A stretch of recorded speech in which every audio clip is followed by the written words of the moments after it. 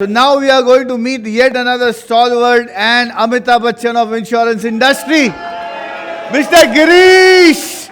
We a big round of applause for Girish.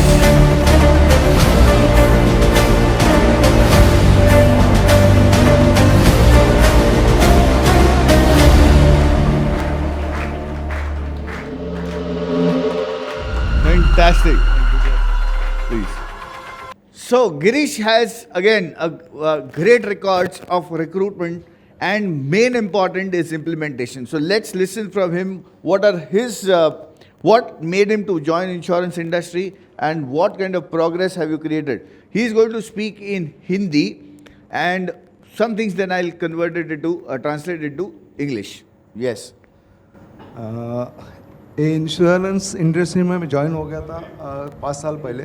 Actually पिताजी 50 साल से LIC में काम करते थे, लेकिन कभी इंश्योरेंस में मैंने ध्यान नहीं दिया और इंश्योरेंस मेरे लिए निगेटिव था। तो मैं हर टाइम पिताजी को भी बोलता था कि क्यों ये बिज़नेस करना। वो सिर्फ मार्च महीने में ही बिज़नेस करते थे और हर टाइम मुझे लेके जाते थे साथ में। तो मैं एज ए ड्राइवर उनके साथ जाता था और जब भी जाता था क्लाइंट के पास, मैं सामने देखता हूँ क्लाइंट शॉप में बैठा है, गाड़ी पार्क करके वापस जब आता था तो वो क्लाइंट नहीं रहता था और जो बच्चे रहते थे दुकान में तो बोलते थे कि वो गाँव गए। तो वो ये मेरे लिए एक बहुत बड़ा निगेटिव था। ओके, मैं बीच बीच के अंदर रोकते रहूँगा। Are you all okay with Hindi और you want the translation in English? Translation in English. He said that his father has been there working in an insurance industry. It was nearly 50 years, and he used to go in the month of March. The father used to do business only in the month of March. He used to go as a driver, and he used to see that the client is there in front. But as soon as the car was parked and they used to come to the shop, that particular client was out of the shop. And the staff used to say that he has gone out of station or possibly to his own village.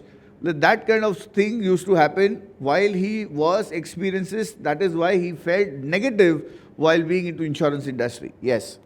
तो मैं पिताजी का हर time बोलता था कि अपना shop है, jewellery shop है, तो इसी में अपन आगे बढ़ सकते। ये बिज़नेस क्यों करना, हर एक के घर में जाना, उनको समझाना, ना आता है 100 जन को मिलेंगे 4 या 5 ही करेंगे। तो मेरे को हर टाइम यही बोलते थे कि क्या फ़र्क पड़ता है, अगर 1 महीना मैं काम करता हूँ तो उससे मेरा अगर साल भर का मैं प्रीमियम इकट्ठा 1 महीने में कर लेता हूँ तो क्या फ़र्क पड़ता है। तो तू भी इस इंडस्ट्री में आ। तो मैं बोलता था कि आप करते आप करो, मेरे को नहीं करना, मेरा जो बिज़नेस है वो मैं संभाल लेता। तो मेरा ज्वेलरी बिजनेस के साथ मैं इलेक्ट्रॉनिक वेइंग स्केल भी करता था। 1997 से मैं इलेक्ट्रॉनिक वेइंग स्केल का भी करता हूँ, तो उसके साथ ज्वेलरी भी। So he runs a jewelry as well as electronic scale business.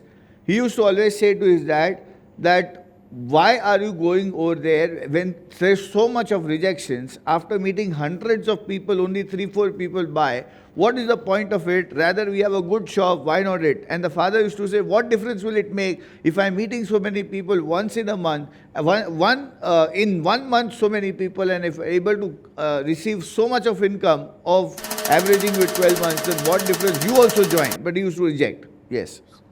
तो इसके बाद 2018 में एक हेल्थ इंश्योरेंस के लिए मेरे पास केयर से मैनेजर आए थे। तो पिताजी के नाम से एक कोड ले लो, तो एक थोड़ा सा डिफरेंट था मेरे लिए कि हेल्थ के लिए डिमांड है, तो वो कोड मैंने पिताजी के नाम से लिया।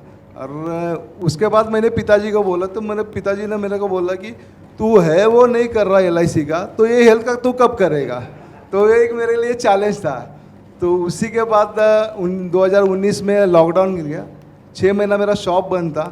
तो शॉप बंद होने से वजह से मेरा इनकम टोटली स्टक हो गया था। तो ये टाइम में क्या करना, इस हिसाब से घर में बैठ के मैंने 75 पॉलिसीज़ हेल्थ इंश्योरेंस के किए थे। तो उस टाइम मेरे को क्लिक हो गया कि अगर मैं घर में बैठ के अगर ये धंधा कर सकता हूँ तो ये इंडस्ट्री में क्यों मेरे को एक बड़ा इंडस्ट्री देख के इसमें क्यों शामिल नहीं होना। Fantastic. So during that point of time, 2018, he receives a call from one of the care managers and he decides to go for it. He goes to his dad and says, Dad says, when the LIC code is there, you are not doing anything. What are you going to do in this? And after the lockdown, what to do? The 6 months, there was no business. The income had completely stopped. by that point of time, he experienced of selling 75 policies during the lockdown, and he said, if I can do during the lockdown not visiting, then why not I take this thing in a better way. तो उसके बाद care करते वक्त आदित्य बिरला में भी join किया। तो as a adviser ये इंडस्ट्री में मेरे को कुछ भी ज्ञान नहीं था। उसके बाद बहुत सारे मेंटर को मैंने ज्वाइन किया था सीखने के लिए, लेकिन कुछ सब ऊपर से आता था क्योंकि इंग्लिश आती नहीं, हिंदी समझ में नहीं आता। तो हिंदी समझ में नहीं आता। सर एक साधारण गांव से हूँ मैं, 10,000 पॉपुलेशन का गांव है, वहाँ से मैं बिलोंग करता था। So he is from the place where the total village population is 10,000 people. And from that particular place, his language control was not there in Hindi. He joined multiple places just to gain knowledge, but he was not able to cope up with the trainings that they were providing. And from that particular place, he has raised himself to this level. तो health insurance में ज़्यादा काम करता था और उसमें अच्छा business होने के बाद एक ऐसा मौका है कि मेरे के पास रेफरेंस और फिजिकल मार्केट था, उसमें स्टक हो गया, बिजनेस नहीं हो रहा था। तो बैठे बैठे ध्यान में आया कि अपन ये बिजनेस अगर एज अ लीडर करके एडवाइज़र रिक्रूट करके कर सकते हैं क्या। तो आदित्य बिरला में मैंने कॉन्टैक्ट किया, मैनेजर को बोल दिया कि मेरे को एज अ लीडर बनना है। तो उन्होंने बोला कि ये इंडस्ट्री में अपन नहीं कर सकते, उसके लिए दूसरा चैनल है, एपीसी चैनल है। तो मैं बोला मेरे को इसी में, तो बोले ये कोड उनको डिज़ाइन करना पड़ेगा। तो मैंने कंपनी को उस टाइम मेल लिख दिया था कि मेरे को एज अ लीडर बनना है। तो कंपनी ने मेरे लिए वो प्लेटफॉर्म ओपन कर दिया था। और आदित्य बिरला में मैं पहला ये था कि एज ए एडवाइजर से लीडर बन गया था। तो वहाँ से मेरा as a leader journey start हो गया था। So the point happened over there where his natural market got exhausted. There was no business which was coming in. And that point of time, he decided why not to enter into a leader model where I can recruit and reach out to more number of people. Yes. तो as a leader बनने के बाद पहले 10 adviser मैंने recruit किए थे, उसके साथ मैंने बिजनेस करते गया। तो कंपनी ने एक और अपॉर्चुनिटी दिया कि 9 लाख अगर बिजनेस करते हो तो तुम सीनियर एपी बन जाएगा, तुम्हारे अंडर लीडर भी रिक्रूट कर सकते हैं। तो विद इन 3 मंथ मैंने 9 लाख का बिजनेस कर लिया था एज ए एडवाइज़र के साथ। और उसके बाद 3 महीने के अंदर मैं एज अ सीनियर एपी बन गया था। उसके बाद चीफ एपी और 1 साल के अंदर मैंने एग्जीक्यूटिव एपी हासिल किया था कि जो कि 50 लाख रुपए का प्रीमियम किया था। You did a business of 50 lakhs within 1 year period of time. तो एग्जीक्यूटिव एपी बनने के बाद मेरे को ऑल पैन इंडिया में मैं आज कहीं भी एज अ लीडर रिक्रूट कर सकता हूँ। तो इस हिसाब से ये जर्नी हेल्थ में हो गया था। इस दरमियान जो LIC में मेरे जो पहले डीओ थे, पिताजी का कोड था, उनके पास मेरा भी था और मिसेस का कोड दूसरे डीओ के साथ था। तो डीओ के साथ थोड़ा सा अनबन हो गया। डीओ ने मेरे जो प्रपोजल थे मेरे सामने ऐसे फेंक दिए और बोल दिए कि ऐसा एडवाइज़र मेरे को नहीं चाहिए जो कि काम करता। इसका रीज़न यही था कि 5,25,000 प्रीमियम था, तो मैंने डिवाइड किए थे, 2 डीओ के 50-50 किया था। तो ये दिमाग में बैठ गया था कि इसके आगे LIC में मैं पाँव नहीं रखूँगा। तो पिताजी बोलते थे कि जो भी है वो कर ले, तू कंटिन्यू। तो इसी दरमियान मेरे को टाटा AI की अपॉर्चुनिटी मिल गई और मैं टाटा के लिए ज्वाइन हो गया। लेकिन उस टाइम मेरे पास कोई कोड नहीं था। तो मेरा भतीजा था, उसको मैंने एग्ज़ाम दिलाया और वो उसमें पास हो गया। और जब भी वो मेरे 27/5/2023 में वो पास हो गया था। तो उसी दिन मैंने टाटा के मैनेजर थे उनको बोल दिया था कि सर ये साल MDRT ये होगा। और पहले 3 महीने में 0 बिजनेस था। एक पॉलिसी किया, उसी दरमियान वो क्लाइंट को काविड हो गया। उसका काविड होने के बाद रिपोर्ट जो आए वो निगेटिव आए। कंपनी ने उसमें लोडिंग लगाया, 2,05,000 प्रीमियम था वो 286 हो गया। तो वो मेरा पहला पॉलिसी था, क्लाइंट ने वो 286 भर दिया और पहला पॉलिसी मेरा जो टाटा में हो गया था 1 अक्टूबर 2023 में। तो मेरे हाथ में 3 महीने ही थे। तो 3 महीने में So he decided to go for first he had in LIC agency, something happened, dispute, and ultimately he decided that he's not going to work with this particular company. So remember, setbacks are there. You have a choice whether to just fall prey to that setbacks or to bounce back like a spring. So he decided to bounce back. Meanwhile, he got an opportunity with Tata, and ultimately he decided to work there. But the agency code was not there. Again, an adversity. He took his own nephew into confidence, and he started taking license. He took the license on his name.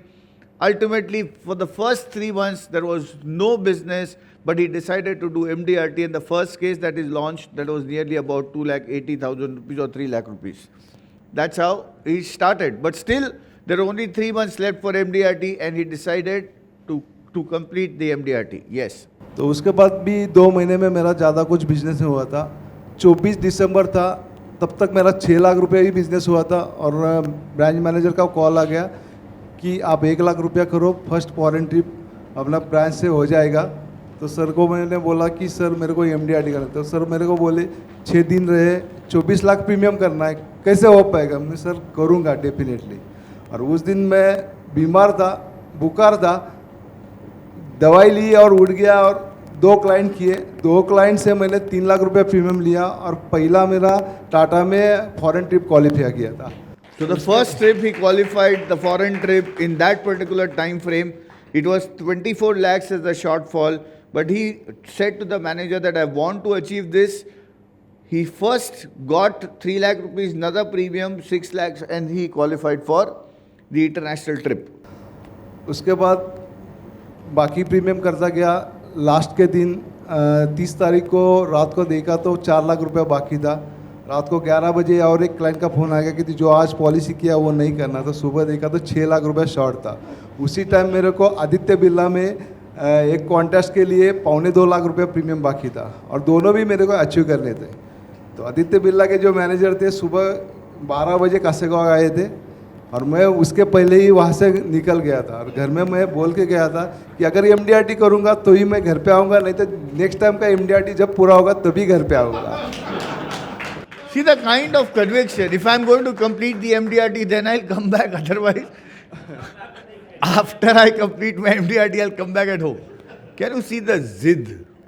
How many of you can see the, what you call, zid? Adamancy? Junoon? Conviction? Commitment? Determination? Fire in the belly. You all have very good words, by the way. तो घर से निकलने के बाद एक health का call किया कासेगांव में, और वो क्लाइंट ने मेरे को बोल दिया कि मैं डॉक्यूमेंट दे देता हूँ, तुम जाओ करके. तो वो 90,000 का प्रीमियम था. तो मैं वहाँ से निकल गया. कासेगांव से एक 60 किलोमीटर रहमतपुर गाँव है, वहाँ पे गया. वहाँ पे 2 पॉलिसी क्लोज किया, लेकिन उन्होंने जब चेक दिया तो उसके ऊपर साइन नहीं थे. बेटा और उनकी बहू पूना में रहते थे. तो और एक दिमाग में आ गया कि अभी साइन नहीं है तो क्या कर सकता, तो उसके लिए पूना जाना पड़ेगा. तो मैंने यहाँ पे मैनेजर को कॉल किया कि आप कोल्हापुर में मेरे 2 क्लाइंट है, वहाँ पे जाओ. दूसरे एक मेरे लीडर थे, उनको मैंने आष्टा में भेज दिया था कि आज किसी भी हालत में अपने को ये पूरा करना है. तो उनको वहाँ पे भेज दिया. मैं पूना चला गया. पूना को वो दोनों को मैंने पूना से बाहर यानी खेड़ शिवापुर पे बोल दिया कि आ जाओ, मेरे को साइन चाहिए. तो वो दोनों वहाँ पे 6 बजे आए थे, उनके पास से साइन लिया, और वहाँ से मैं रिटर्न निकला. तब तक आ गए. आने के बाद भी इन दोनों को कुछ भी नहीं हुआ. तो रास्ते में आते वक्त हेल्थ का भी कुछ काम नहीं हुआ था, और लाइफ में भी नहीं. लाइफ में 4 लाख रुपया बाकी था, और हेल्थ में 2.25 लाख रुपया. रास्ते में आते आते सबको कॉल करता था कि किसके पास से मैं ले सकता हूँ. और 10 बजे मैंने सबको बोल दिया कि कासेगांव स्टैंड पे आ जाओ. जो आदित्य बिरला के मैनेजर सुबह 12 बजे से मेरे लिए रुके थे कि आप आ जाओ, अपने आने के बाद अपन पूरा करेंगे. तो मैंने उनको बोल दिया था कि तो आप जाओ, मैं किसी भी हालत में कर दूंगा. तो लेकिन वो गए नहीं. और कासेगांव में 10 बजे आया था. 10 बजे आने के बाद स्टैंड पे ही रुका था, घर पे गया नहीं था. गाड़ी में बैठ के वहाँ से 4 कॉल किए थे. लाइव के लिए 2 कॉल किए. दोनों से मेरे को एक के पास से 2.25 लाख रुपया प्रीमियम आ गया, और दूसरे के पास से 2.25 लाख. तो 4 लाख का वहाँ पे कंप्लीट हो गया. और हेल्थ के लिए 2 जन को कॉल किया कि आप मेरे को डॉक्यूमेंट भेजो, बाकी मैं देख लेता हूँ. तो उन्होंने दोनों ने डॉक्यूमेंट भेज दिए. वो उस टाइम 2.25 लाख रुपये का वहाँ पे भी प्रीमियम किया. और रात को जो लाइफ का जो प्रीमियम था, लास्ट का जो उन्होंने पेमेंट ट्रांसफ़र करना था, 11:59 पे मेरे को लिंक आया था और वो लिंक मैंने क्लाइंट को भेज दिया। वो प्रीमियम उन्होंने 12:10 पे ट्रांसफ़र हो गया था। तो उस टाइम ऐसा लगा कि MDRT मेरे को होगा नहीं, क्योंकि 2.25 लाख रुपए का प्रीमियम था वो। तो लेट होके भी कंपनी ने वो उसमें कर लिया और वो Consider. फर्स्ट मेरा MDRT हो गया था। और ये 31 So December the last moment by 11:59, he completes his own commitment. The bank, the client made the payment at 12:10. Because of the conviction, the client also, the company also considered him, and he was in a position to qualify his competition. तो ये journey था। इसके बाद टाटा में मैंने leader code निकाला 2024 में, मार्च 2024 में। तो वहाँ से मेरा रिक्रूटमेंट इंटरव्यू जो चालू हो गया, तो वो सबसे ज़्यादा फास्ट में है। तो स्टार्ट में मेरे पास 50 एडवाइज़र थे हेल्थ में, और टाटा में 5 से मैंने स्टार्ट किया था। उसके बाद नवंबर से जो रिक्रूटमेंट मेरा स्टार्ट हो गया था, ऑर्गेनिक मार्केट से मैंने रिक्रूटमेंट चालू किया था। वो ऑफलाइन वेबिनार लेते थे, उसमें मैंने रिक्रूटमेंट करते गया। तो दिसंबर तक मेरे पास करीबन 150 के आसपास रिक्रूटमेंट हो गए थे। Till December, he had 150 recruitments. और उसके बाद आज तक मेरे पास 28 लीडर्स है और 350 प्लस एडवाइज़र है। 28 leaders and 350 advisors. तो ये मेरी जर्नी थी, ये मेरी जर्नी थी। और अभी ये दिसंबर तक मेरे को 500 एडवाइज़र रिक्रूट करने, वो ऑनलाइन से मैं करूँगा। Yes! Till December, he wants to recruit 500 advisors and he's going to do through online. Lovely. So how ये इन्वेस्टमेंट करने के पैटर्न के ऊपर आपका क्या ख्याल है कि बिजनेस इन्वेस्टमेंट करना, उसके बारे में आपका क्या ख्याल है? लर्निंग सबसे इम्पोर्टेंट है। मैं पूरा ब्लैंक था, इन्हें सर बोलते हैं ना, मैं अंगूठे छाप, मैं आज भी अंगूठा छापी हूँ। तो सर बहुत कुछ सिखाते हैं, लेकिन सर के ऊपर से निकल जाता है। लेकिन कुछ जो वर्ड्स रहते हैं ना, वो दिमाग में फिट है। और मेरी लैंग्वेज एक ही है, कमिटमेंट, कंसिस्टेंसी और एक्शन। ये मैं हर रोज़ करता हूँ। और आज भी मेरे जो 28 लीडर है, डेली रिपोर्टिंग उनको कंपलसरी है, रिपोर्टिंग वो करते हैं। उसके साथ ये बिजनेस चालू है। और लर्निंग के लिए इन्वेस्टमेंट करना बहुत ज़रूरी है। और इसके साथ जो भी मेरे एडवाइज़र है, उनको कंटिन्यूसली जो एडवाइज़र है उनको अगर आप एक्टिव करना चाहते हैं, तो उसके लिए मैं अलग से कंपनी के छोड़ के मैं उनको सैलरी भी देता हूँ और इंसेंटिव भी अलग से देता हूँ। So many initiatives for keeping this particular activation on, okay, by giving some salary structure to even those who are freelancer and getting them into an activation mode. जो एडवाइज़र रिक्रूट करता हूँ, उनको अगर आप एक्टिव करना चाहते हैं तो उसके लिए क्या कर सकते हैं। जो भी नए एडवाइज़र आते हैं, 10 कॉल, 15 कॉल, 20 कॉल करने के बाद वो सिस्टम से बाहर हो जाते हैं, निगेटिव हो जाते हैं। तो उनको निगेटिव नहीं करना, इसलिए मैंने जो स्ट्रैटेजी अपनाया था ये कि अगर एडवाइज़र कोई 5 कॉल करता है तो उसको 3000 सैलरी देता हूँ, 10 कॉल करता है तो 6000 सैलरी देता हूँ, और 15 कॉल करता है तो 9000 सैलरी देता हूँ। तो ये कॉल मेरे जो लीडर्स है उनके साथ करना है या मेरे साथ करना है। उसके साथ उसने 10 मॉर्निंग हडल, यानी टाटा के 25 हडल रहते हैं, उसमें से 10 उन्होंने कंपलसरी अटेंड करना है। इसके साथ फिजिकल मीट रहता है मेरे का हर महीने का सेकंड सैटरडे, तो उसमें उसने अटेंड करना है। और साथ में एक मेरे ऑफिस में मीटिंग रहता है, उसमें भी उसने अटेंड करना है। तो ये अगर वो क्वालिफाई करता है तो उसको अपन सैलरी देते हैं। So he has set an entire path. Okay, so if you are practically doing number of calls, along with that he has kept a structure of salary. If you do 5 calls, if you do 10 calls, if you do 15 calls, so multiple structures. What is the moral of the story is create a structure for getting regular into them, into the system, And once you are helping them to gain with the help of daily attending the hurdles, daily attending the meetings, that has helped him to grow in much better income. Now, see, his model is a very dynamic model. So when you catch hold of him while they are in the meeting, catch hold and ask him, because he will explain you much in detail. We are running short of time and we are going to practically, ask him about what is the benefit of you being, आपको prism academy में आने के बाद आपको क्या benefit रहा? Prism academy में आने के बाद हर चीज़ जो सीखता है ना, डिजिटल मार्केटिंग या कोई भी सोशल मीडिया में मैं कभी एक्टिव नहीं था, हर चीज़ में मैं अंगूठा छापी था। और सबसे बड़ी बात यह कि प्रिज्म एकेडमी आने के बाद ऑनलाइन अवेयरनेस मेरे को ज़्यादा हो गया, जिससे मैंने ऑनलाइन ऐड चालू किए, फनल में भी मैंने चालू किया, तो उससे मेरे को अभी थोड़ा सा लीड आ रहा है, उसमें भी कंटिन्यूसली हो जाएगा। और ऐड कंटिन्यूसली नहीं है तो ये कंटिन्यूस ऐड भी चालू करना है। आपने हर एक महीने में जो ऑफलाइन एक्टिविटी किया था, वो ऑफलाइन एक्टिविटी में एक महीने में कितने रिक्रूटमेंट किए थे? ऑफलाइन एक्टिव मैंने टोटल मैंने नवंबर, दिसंबर और जनवरी, अक्टूबर, नवंबर, दिसंबर 3 महीने में किया था, तो टोटल 120 रिक्रूटमेंट किए थे 3 एक्टिविटी में। 3 months he did offline activity and he did 120 recruitments in that particular time of frame. Again, what's more important? Action. 3 words that he said. What are the 3 words? Consistency, commitment and action. और ये सब Amit sir से ही मैंने सीखा है। इसके पहले मैंने बहुत सारे मेंटर किए, लेकिन कभी ये इम्प्लीमेंटेशन मेरे से नहीं हुआ।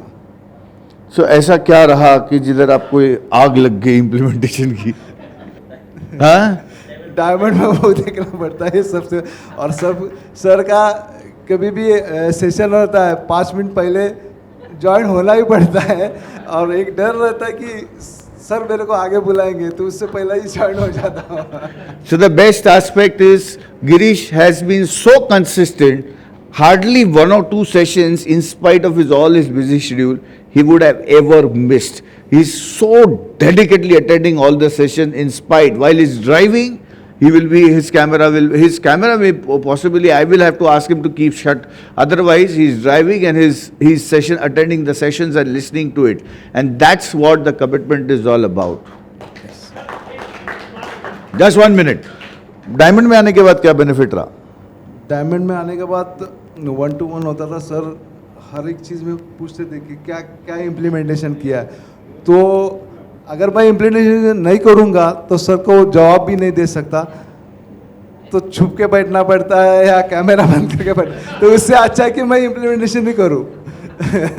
तो सर ने एक ऐसा क्या बोलते हैं, पीछे से ऐसा पिन लगा के रखा है सर ने डायमंड में आने के बाद कि सर छुपाते ही है, तो अपने आप वो आगे दौड़ता जाता है उसमें। He says that whenever I have to attend Diamond and when he has to answer me, and if he has no answer, then either he has to shut the camera and keep himself as silence.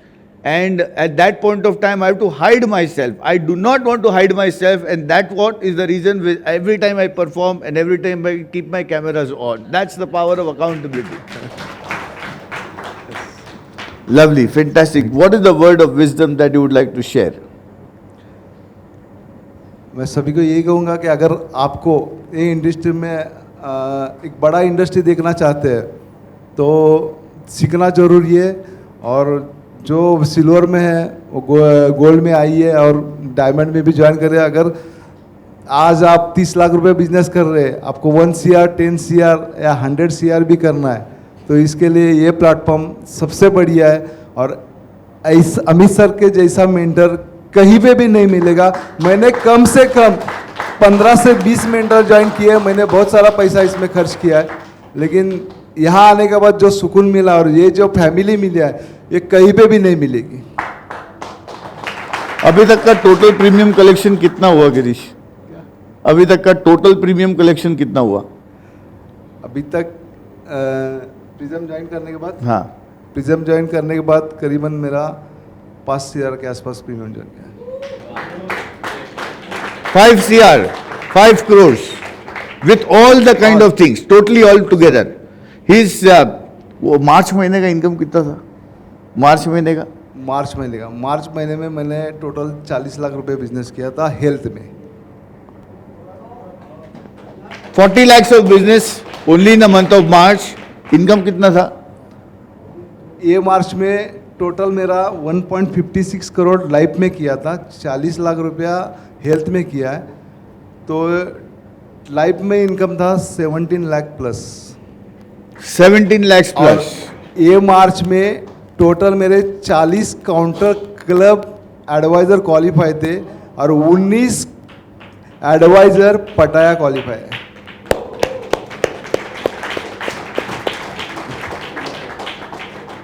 मेरे पास सभी प्रकार के profile है, जो salaried person है वो भी है, बिजनेसमैन भी है, दूध वाला भी मेरे पास है, रिक्शा वाला भी है। So his method of recruitment is very, very unique. OMG. Oh. It's my individual. Yes, not. No. Sir. Business investment. Sir, He is are a you- business owner, Are and you- that is the reason where he has reached at this particular stage. This, thank you so much, Girish. Thank you, sir. It is really lovely. In fact, if I would keep one entire day on Girish, it would be less. The big round of applause for Girish. Let me invite Thomas.